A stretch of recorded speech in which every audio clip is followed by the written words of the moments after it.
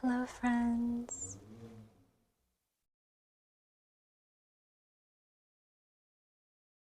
I hope you are all doing very, very, very well.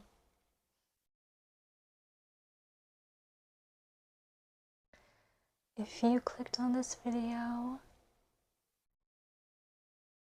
Spirit of the Taurus full moon wants to illuminate itself to you.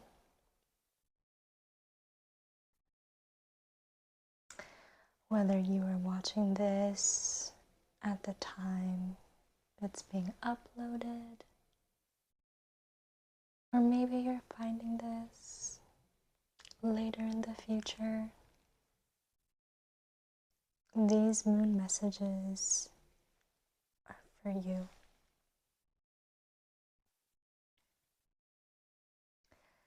Today's moon theme is Taurus, of course, and Taurus always reminds me of coziness, of warm blankets, a soft fuzziness almost. Even though it can be an energy that's very grounded and strong in its stature, I also think of Taurus in a very cozy and gentle way. So today we're going to pull some tarot. I have my lovely, lovely deck with me today. And we will also finish out this reading with some book divination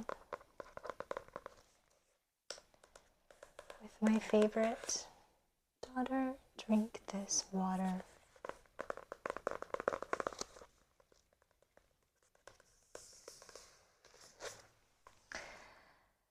And to find some words, have some messages to soothe your soul.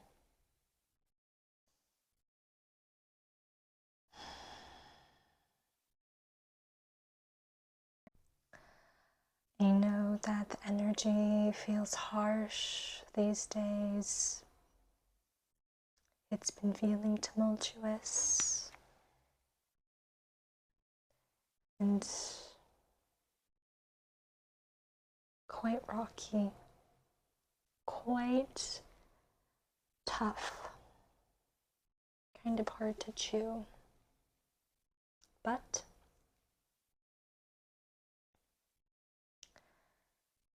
I believe in the comfort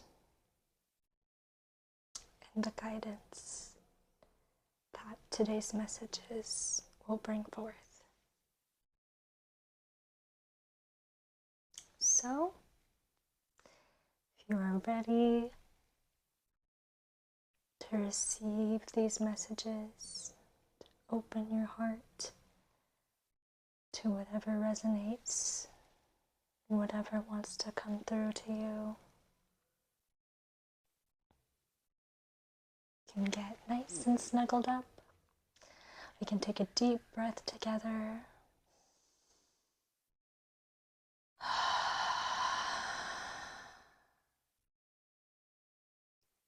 And if you can,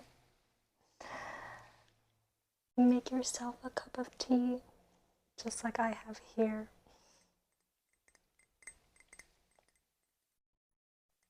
Let's get started. So, the first question we'll be asking tonight is, what is this Taurus full moon trying to illuminate to us? What is it trying to tell us? What does it want to remind us of? Let's see. What is the Taurus full moon trying to illuminate to us? Okay.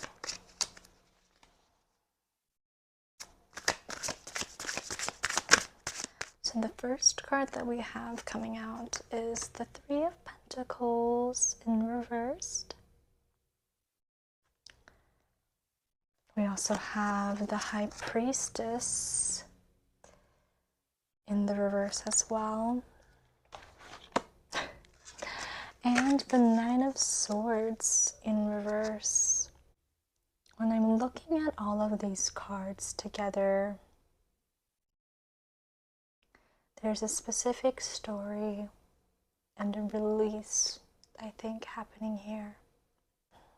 The first message coming across is that the Taurus full moon is bringing a sense of groundedness back into our realities.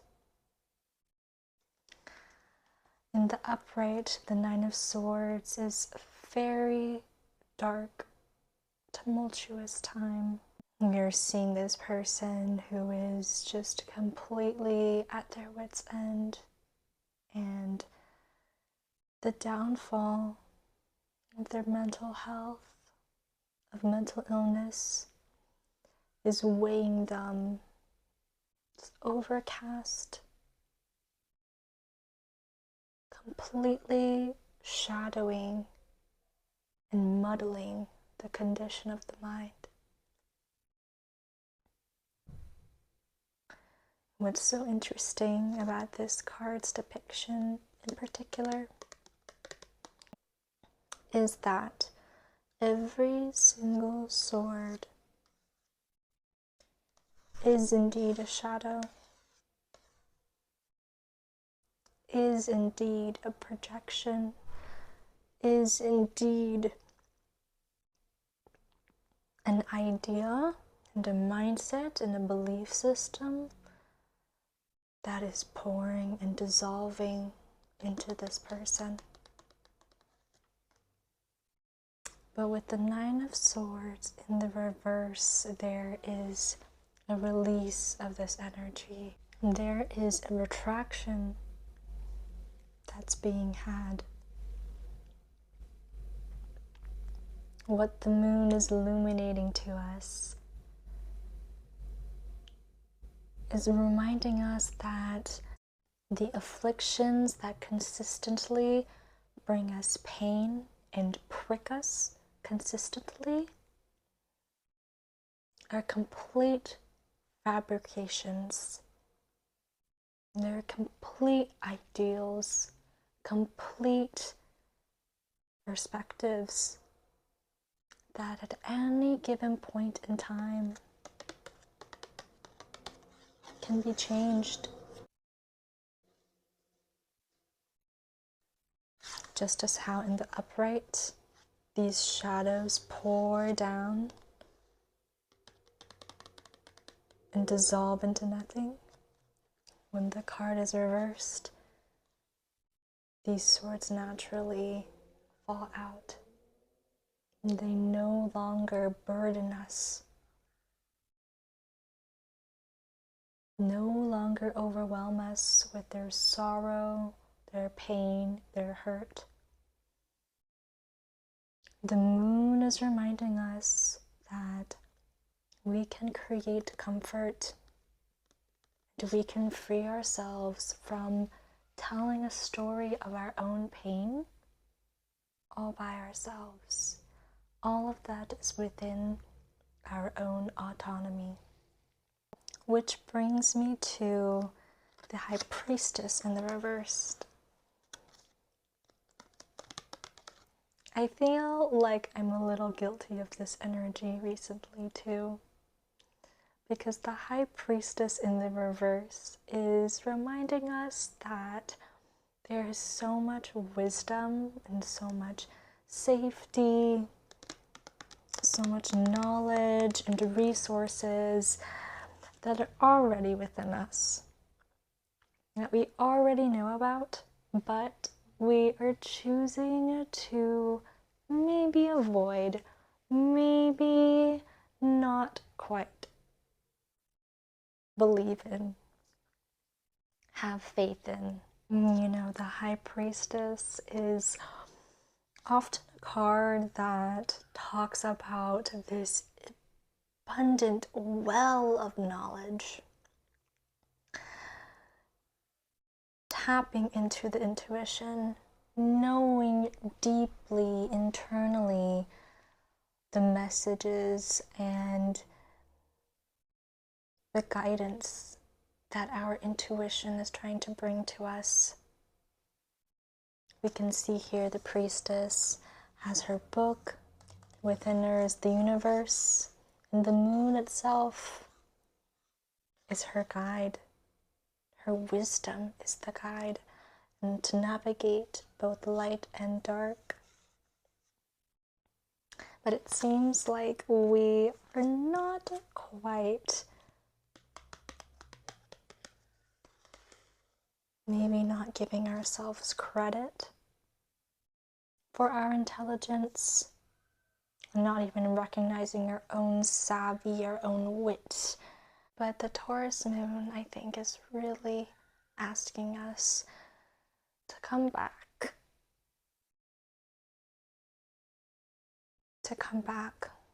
Back into wisdom, back into intuition, listening to the niggles, tuning out external stimulus that really just doesn't sit right within our souls. Especially this figure, I love that it's completely hooded around the sides. So we can see that her guide is her mind. Her guide is what is inside of her already. Looking off into the far off distance. Tapping into the universal body that we are all connected to, that we all have a deep divine connection with. Remembering this energy, I think, will be key, especially in the next few weeks. Taurus moon also wants to remind you that it's okay to lean on others for help. Sometimes finding the best solution comes not from necessarily always you racking your brain trying to figure it out all on your own, but having the wisdom to ask for help, having the wisdom to ask for resources, knowledge, guidance, mentorship. I love these two figures here. They feel very youthful, and it feels like they're building towards something together. So you might be called to really, in actuality, lean on community support. Ask someone to help you with the project. Understanding and remembering that it's okay to have limits. You are only human after all, and that together is how things have always been done, and nothing is ever achieved alone. There should never be any pressure to create something without guidance, without extra help, support, resources, education, whatever that might be for you. Could even be monetary.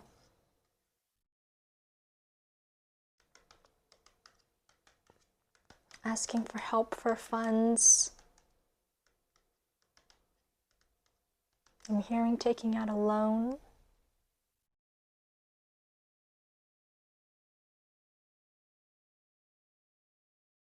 Remembering that each and every one of us has a unique and different skill set. It's okay to not know everything. Even the most wise person knows that they don't know everything.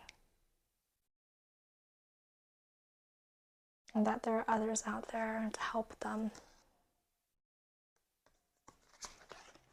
Now we'll get some guidance and advice on the best way to cultivate and tap into these energies,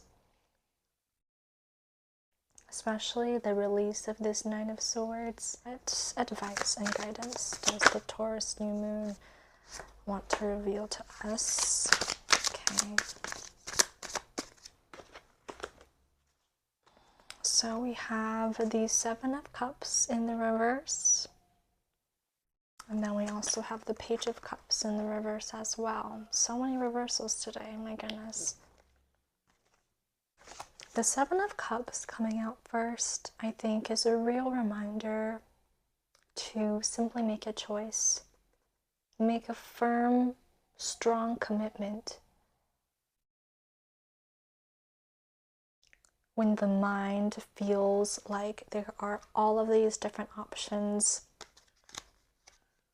especially in a negative headspace, it can feel like whatever train of thought, whatever path that you end up following can be very scattered and very haphazard is the word that I'm hearing as well. Rather than indulging to see what every single cup has in store, what's the most pertinent is to find the one with the sun. Find the strand of optimism, find the strand of positivity, and hold on to it. Hold on to it tightly and let everything else go. Let all other negative mindsets go. Let all other negative belief systems, thought patterns, let them simply go.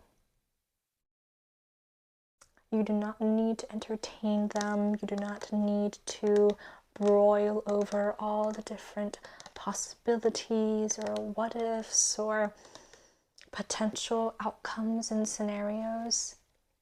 I think if you're especially a worrier or an anxious thinker, just like I am, letting the imagination simply run wild is futile when it comes to the Seven of Cups in the reverse.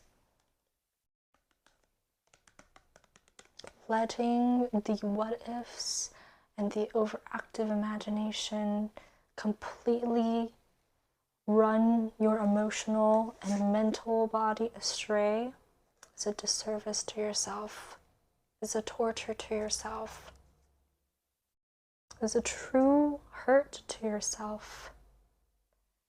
And allowing yourself to be treated this way by your own mind is an act of anti-self-love, anti-self-care. So I think it's quite important to remember that you have capability, you have autonomy. And when things are extremely overwhelming, just hold on to one strand, one good thought, and let that be your mantra. Let that be what carries you forward. And I believe that is kind of what the Page of Cups is alluding to as well. The page is a student archetype. It is someone who is just stepping their feet out into the water, just beginning to learn about all of the new sensations and the new stimulus that surrounds them. But the Taurus full moon really wants you to release this type of emotional immaturity almost. Wow, that feels really big.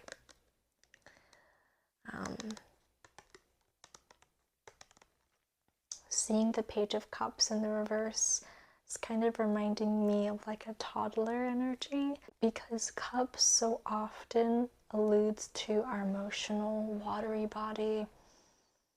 How does our heart feel? And all of the big feelings that arise in so many different situations. and all of the big feelings that arise in so many potential outcomes that we fantasize about. The Taurus full moon has an energy of that groundedness, of the earthiness, of rooting back down, especially into the body, into nature. And the Page of Cups, especially in the upright, is not very much so.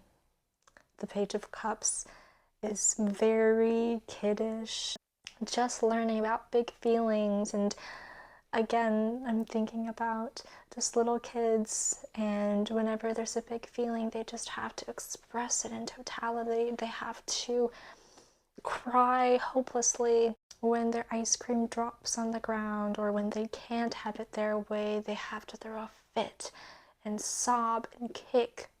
The Taurus full moon is saying, you are not a child anymore. You don't have to be specifically that kind of child anymore. In fact, I think that this moon in particular is reminding you to find comfort and find self-soothing ways and techniques that nourish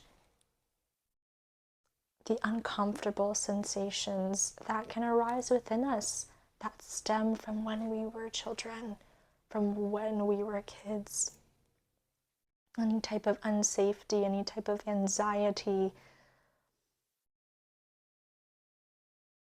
In a way, we can counteract it by analyzing and remembering the things that brought us so much joy and comfort and coziness as kids, whether that's reading your favorite book series or watching an old Disney movie,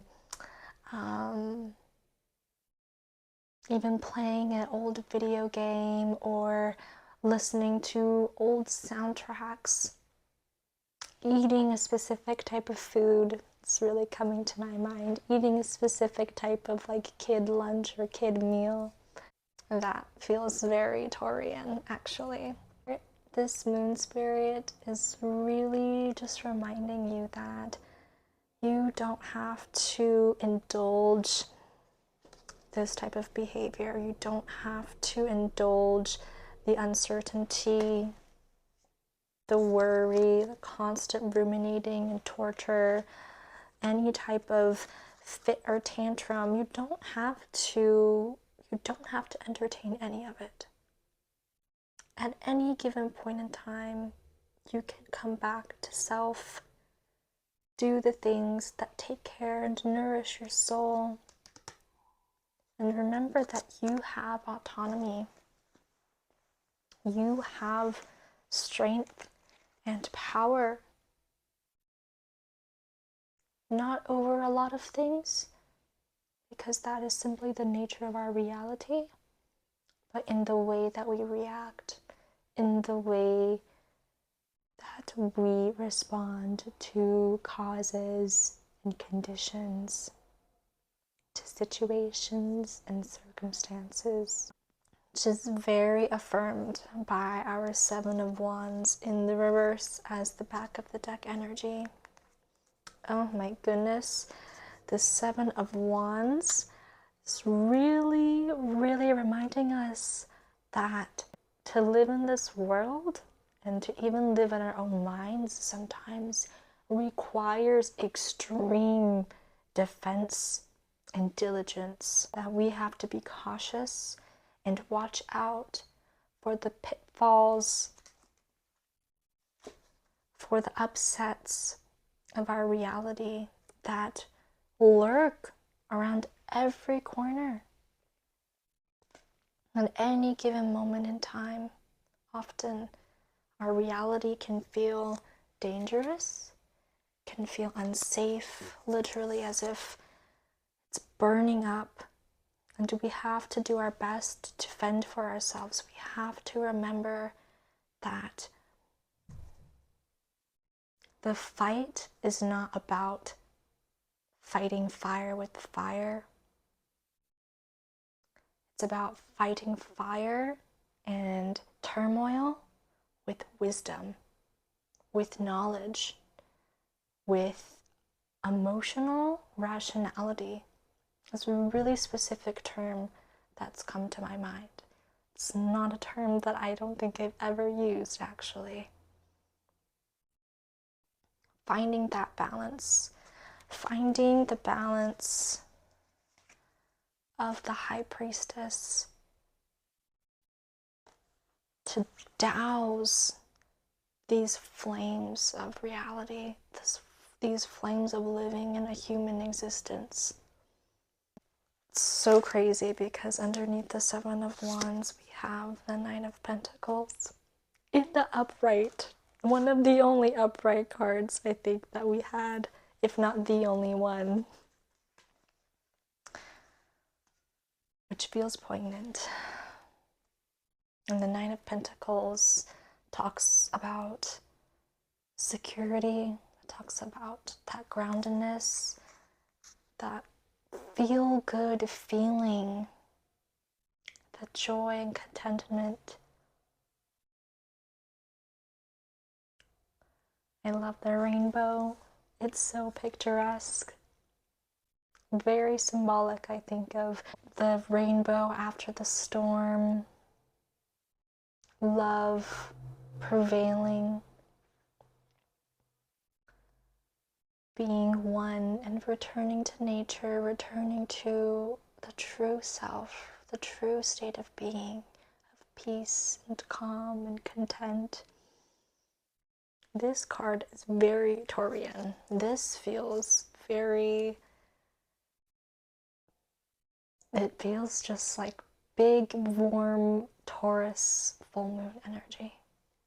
It really is pretty picturesque. To close off all of these messages, and what beautiful messages they were, truly. I'm going to pick a random passage from Daughter, Drink This Water.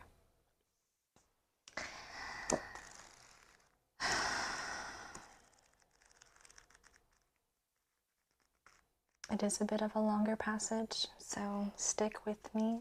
You're welcome to close your eyes, feel into the message, feel into the passage. Allow the words to wash over you and sink into the body deeply. Your appearance. People have obsessed over your appearance always. I pray you do not join them in this obsession. If this is the bottomless abyss into which you fall as you relate to yourself, what tragedy! It would be the beginning of your soul starvation, your neglect of serving unconditional self-love on your daily plate.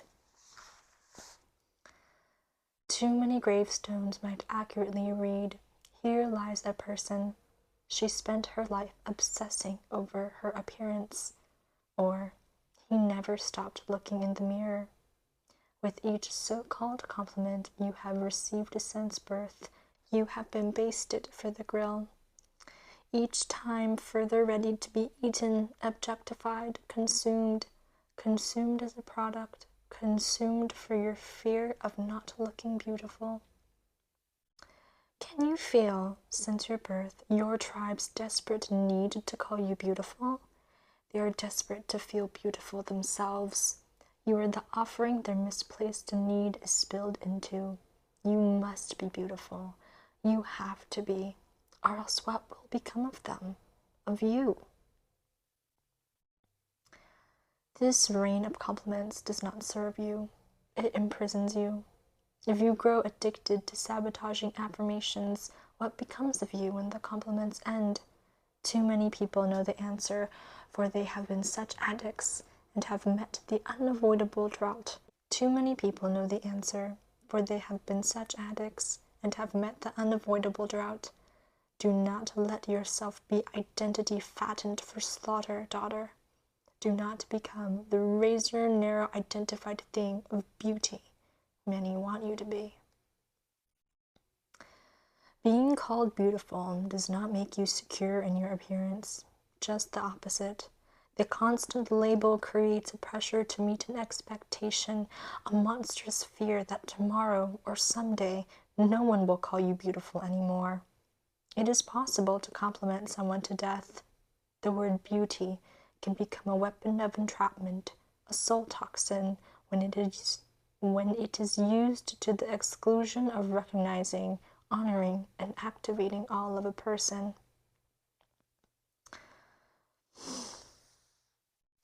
People told her she should be a model, so she modeled self-love.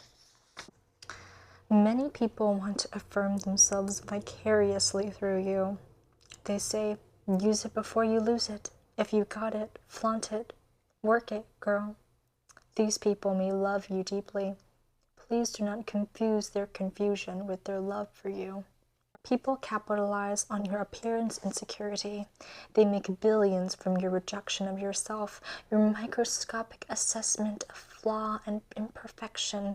They eat your soul. They eat your money. They eat your peace.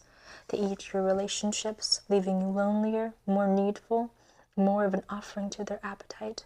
They serve you up to the masses whom they have prepared to feast on you, masses conditioned to have a taste for you, a taste for desperation, depression, and despair. Do not let yourself be basted in compliments that erode your wholeness. Don't jump on the grill to be liked, befriended, followed, fawned over, erected as a soulless model, only to have the crowd then tear you down. When they say you should be a model, take the opportunity to go wild. Respond, a model of what?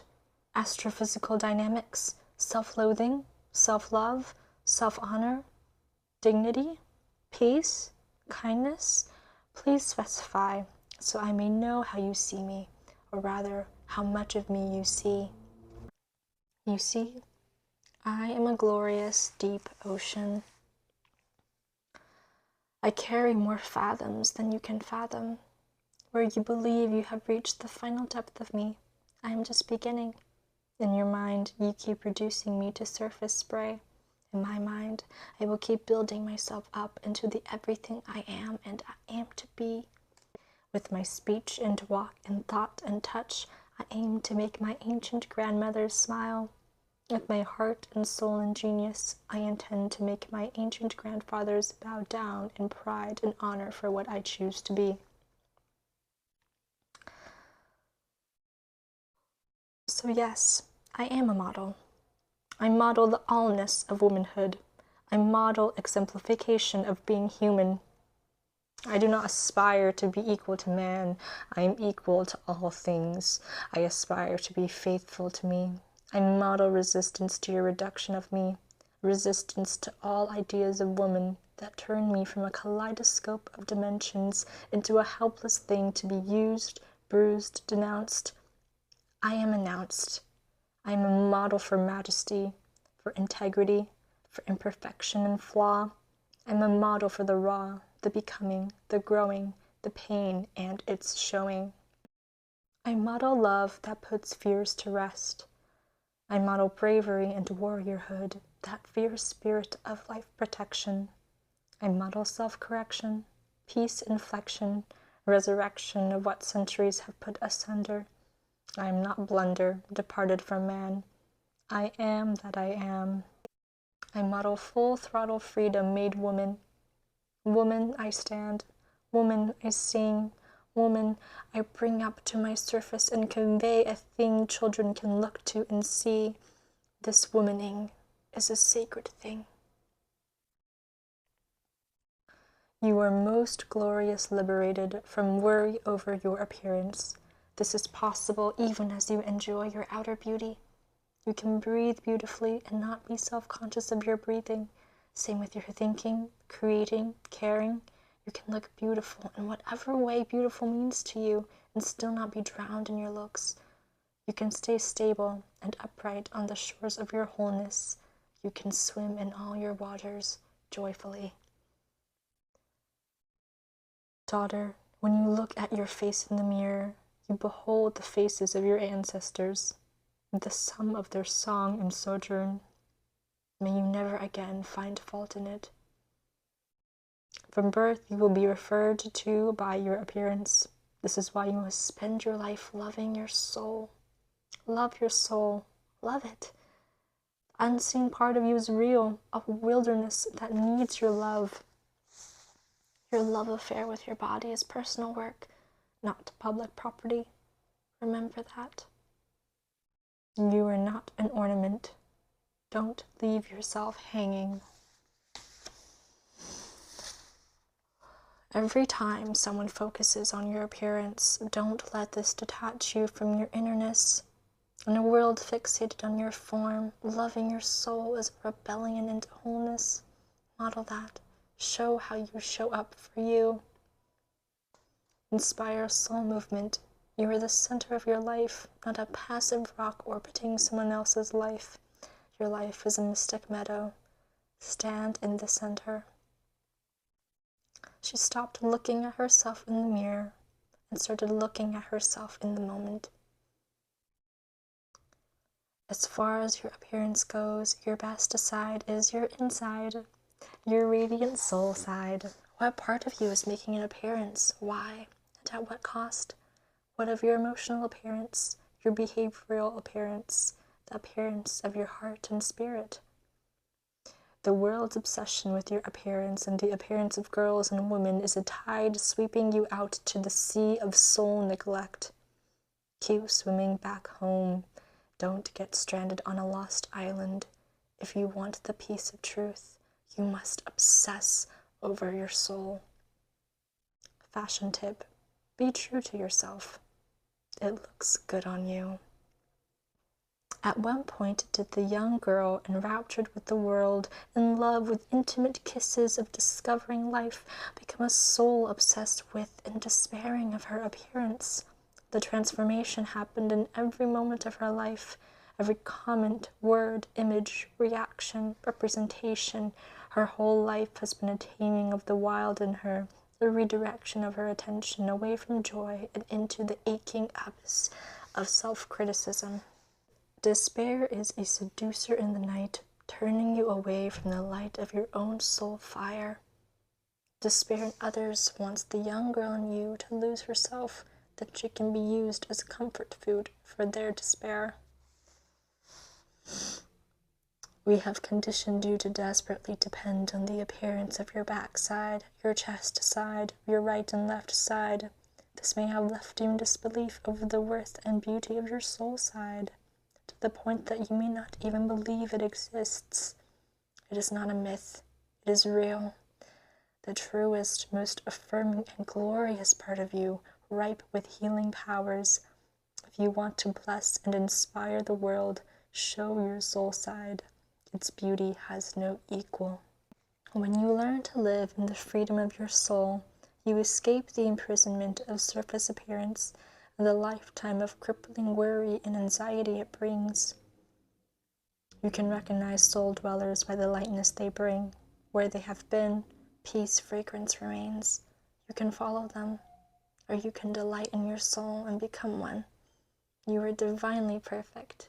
Breathe the fragrance of this truth and be free.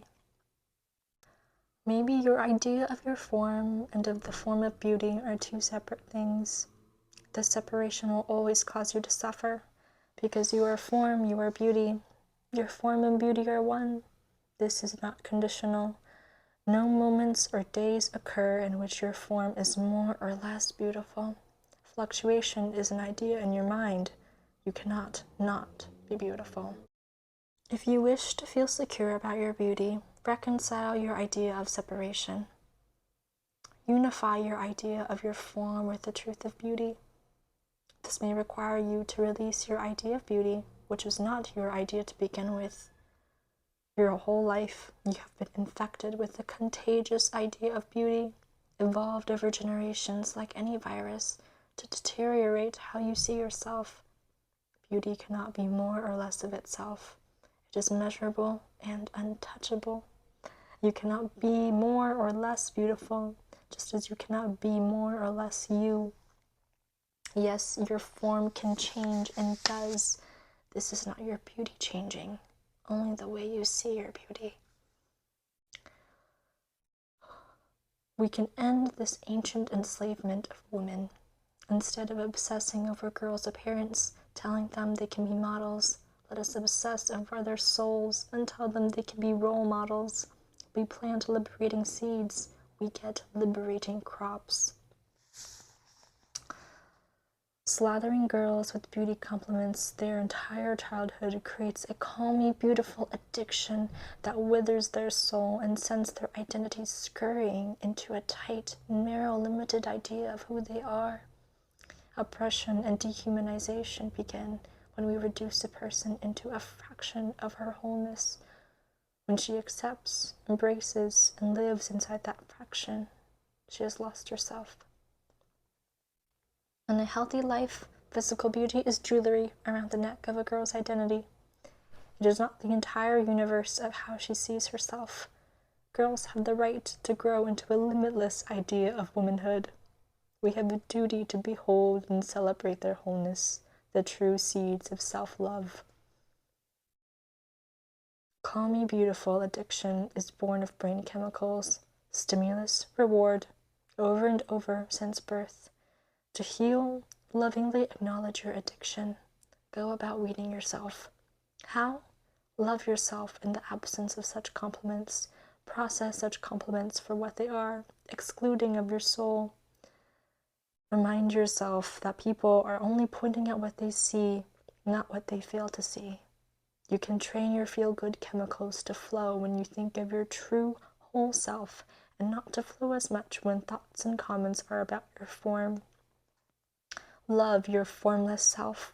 Your beauty joy is endless once you discover you are forever beautiful. Wow. And that passage was on pages 48 to 54, if that feels relevant for anybody.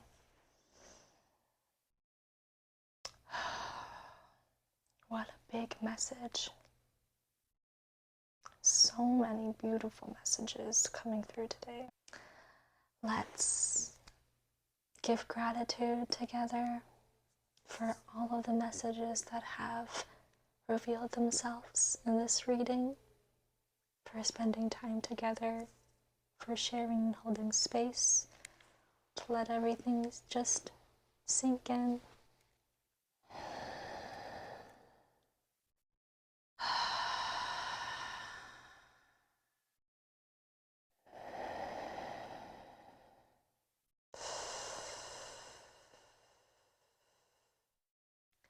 Thank you. Thank you. Thank you. Thank you for being here. And thank you for listening. I hope that this reading could be helpful for you. You're welcome to leave me a comment. Let me know how it was. Subscribe if you want to see more videos like this. And I hope you have a beautiful rest of your day or night whenever you're watching this.